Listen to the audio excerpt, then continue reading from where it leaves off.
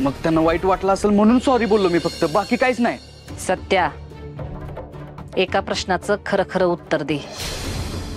तू त्या नेबळ्याच्या बाजूने एवढा फडाफडा बोलायला लागलास, तिच्या प्रेमात बी मात्र पडला नाहीस ना? आत्ता जर मम्मीला होय म्हणलं तर नाही, नको. उगाच मम्मी दंगा घालल आणि अख्खं खरं डोक्यावर घेईल आणि वाघमारेंना अजून त्रास होईल. सत्या, मी काय विचारलंय त्याचं उत्तर दे. उगा गप बसू नकस.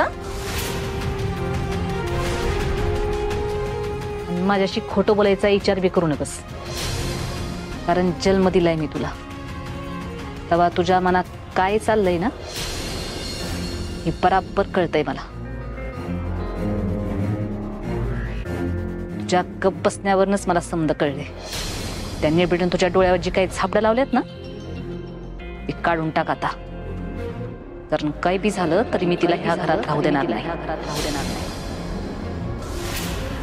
तेव्हा शेवटचं सांगते, तू तुझ्या मनाला आवर घाल आणि तिच्याबद्दल तुला जे काही वाटतंय ती तुझ्या मनातनं कायमचं काढून टाक.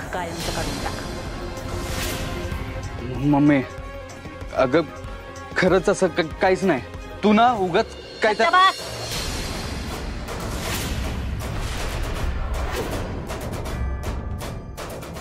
तू तिला भेटायला बोलवलंस, तो मेसेज वाचलाय. मम्मी, तुला कसं काय कळलं? कसं आहे सत्या, तुझी मम्मी पस्तात आहे बसतात. तिचा फोन माझ्याकडे.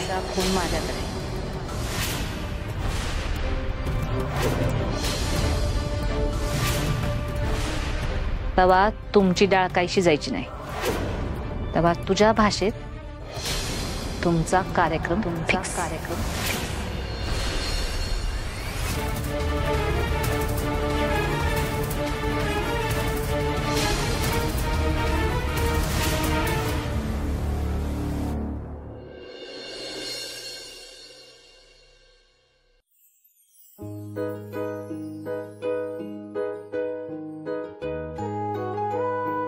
सत्या अजून उठला नसेल,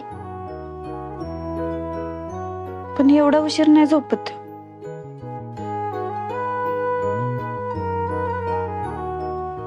बाहेर दिसत नाही म्हणजे उठला नसेल अजून.